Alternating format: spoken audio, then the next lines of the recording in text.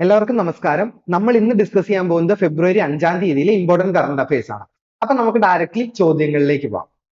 നമ്മുടെ ഒന്നാമത്തെ ചോദ്യം, 2024 ഫെബ്രുവരിയിൽ ദയാനന്ദ സരസ്വതിയുടെ എത്രാമത് ജന്മവാർഷികമാണ് ആഘോഷിക്കുന്നത്? 2024 ഫെബ്രുവരിയിൽ ദയാനന്ദ സരസ്വതി, നവോത്ഥാന നായകനായിരുന്നു ആര്? ദയാനന്ദ സരസ്വതി. അദ്ദേഹത്തിന്റെ എത്രാമത് ജന്മവാർഷികമാണ് ആഘോഷിക്കുന്നത്? 200ാമത് ജന്മവാർഷികമാണ് ആഘോഷിക്കുന്നത്. ഓക്കെ, അപ്പം അദ്ദേഹം ജനിച്ചത് 1824 ഫെബ്രുവരി 12-നാണ്. എന്നാണ് 1824 ഫെബ്രുവരി 12. അതുപോലെ തന്നെ ഹിന്ദു മതത്തിലെ കാൽവിൻ, ഇന്ത്യയുടെ പിതാമഹൻ എന്നിങ്ങനെ അറിയപ്പെടുന്നു. ആര്? ദയാനന്ദ സരസ്വതി. ദയാനന്ദ സരസ്വതിയുടെ അപരനാമങ്ങൾ ഏതൊക്കെയാണ്? ഹിന്ദു മതത്തിലെ കാൽവിൻ, ഇന്ത്യയുടെ പിതാമഹൻ. 1875 ദയാനന്ദ സരസ്വതിയാണ് ആര്യ സമാജം സ്ഥാപിക്കുന്നത്. ഏത് സമാജാണ്? ആര്യ സമാജം. അപ്പൊ ബ്രഹ്മസമാജം ആരായിരിക്കും സ്ഥാപിച്ചത്? രാജാറാം മോഹൻ റോയ്. ഇന്ത്യൻ നവോത്ഥാനത്തിന്റെ പിതാവ് എന്നറിയപ്പെടുന്ന രാജാറാം മോഹൻ റോയ് ആണ് ബ്രഹ്മസമാജം സ്ഥാപിക്കുന്നത്. നമ്മളിപ്പോ ആരെ കുറിച്ചാണ് പഠിക്കുന്നത്? ദയാനന്ദ സരസ്വതി. അപ്പം 1875 ആര്യ സമാജം സ്ഥാപിച്ചു. അതുപോലെ തന്നെ വേദങ്ങളിലേക്ക് മടങ്ങുക എന്ന് ആഹ്വാനം ചെയ്തതും സ്വരാജ്, സ്വഭാഷ, സ്വധർമ്മ എന്നീ മുദ്രാവാക്യം ഉയർത്തിയതും ആരാണ്? സ്വാമി ദയാനന്ദ സരസ്വതിയാണ്. എന്തായിരുന്നു? വേദങ്ങളിലേക്ക് മടങ്ങുക, അതുപോലെ തന്നെ സ്വരാജ്, സ്വഭാഷ, സ്വധർമ്മ എന്നീ മുദ്രാവാക്യങ്ങൾ ഉയർത്തിയതും ദയാനന്ദ സരസ്വതി ആയിരുന്നു.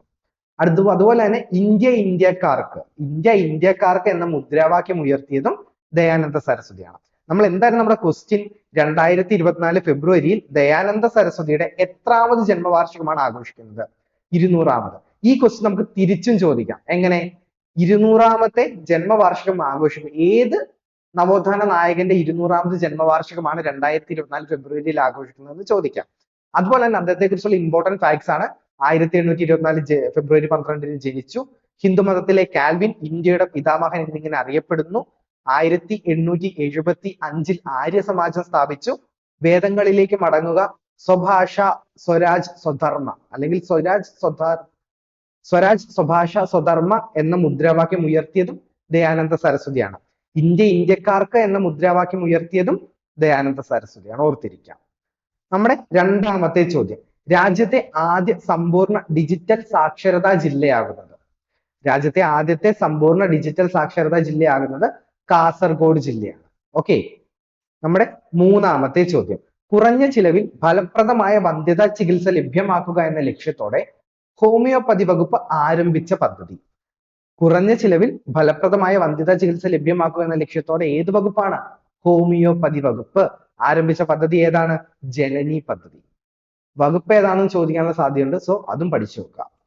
നമ്മുടെ നാലാമത്തെ ചോദ്യം, ഇന്ത്യൻ വ്യോമസേനയുടെ സൈനിക അഭ്യാസമായ വായുശക്തി 2024 വേദി? ഇന്ത്യൻ വ്യോമസേനയുടെ സൈനിക അഭ്യാസമായ വായുശക്തി 2024 വേദി ഏതാണ്? പൊഖ്രാൻ. പൊഖ്രാൻ ഏത് സംസ്ഥാനത്താണ്? രാജസ്ഥാനിലാണ്. ഓക്കെ. നമ്മുടെ അഞ്ചാമത്തെ ചോദ്യം, പാരീസ് ഒളിമ്പിക്സിന് യോഗ്യത നേടിയ ഇന്ത്യൻ തുഴച്ചിൽ താരമാരാണ്? പാരീസ് ഒളിമ്പിക്സിന് യോഗ്യത നേടിയ ഇന്ത്യൻ തുഴച്ചിൽ താരമാണ് വിഷ്ണു ശരവണൻ. അതുപോലെ തന്നെ പാരീസ് ഒളിമ്പിക്സിൽ തുഴച്ചിൽ എന്ന വിഭാഗത്തിലേക്ക് യോഗ്യത നേടുന്ന ആദ്യത്തെ ഇന്ത്യക്കാരനുമാണ് ആര്? വിഷ്ണു ശരവണൻ. അതുകൊണ്ട് ഇമ്പോർട്ടന്റ് ക്വസ്റ്റ്യൻ ആണ്, ഓർത്തിരിക്കുക. നമ്മുടെ ആറാമത്തെ ചോദ്യം, ടെസ്റ്റ് ക്രിക്കറ്റിൽ ഏറ്റവും വേഗത്തിൽ 150 വിക്കറ്റുകൾ തികയ്ക്കുന്ന ഇന്ത്യൻ പേസ് ബോളർ ആരാണ്? ടെസ്റ്റ് ക്രിക്കറ്റ് ചരിത്രത്തിൽ ഏറ്റവും വേഗത്തിൽ 150 വിക്കറ്റുകൾ തികയ്ക്കുന്ന ഇന്ത്യൻ പേസ് ബോളറാണ് ജസ്പ്രീത് ബുംറ. ഇദ്ദേഹം ഈ നേട്ടത്തിൽ എത്തിയത് എപ്പോഴാണ്? ഈ നടക്കുന്ന ഇന്ത്യ ഇംഗ്ലണ്ട് ടെസ്റ്റ് മത്സരത്തിൽ നിന്നാണ്. ഓക്കെ, ഓർത്തിരിക്കുക. നമ്മുടെ ഏഴാമത്തെ ചോദ്യം, 2022-23 സാമ്പത്തിക അവലോകന റിപ്പോർട്ട് പ്രകാരം കേരളത്തിന്റെ വളർച്ച എത്രയാണ്? 2022-23 സാമ്പത്തിക അവലോകന റിപ്പോർട്ട് പ്രകാരം കേരളത്തിന്റെ വളർച്ച 6.6%.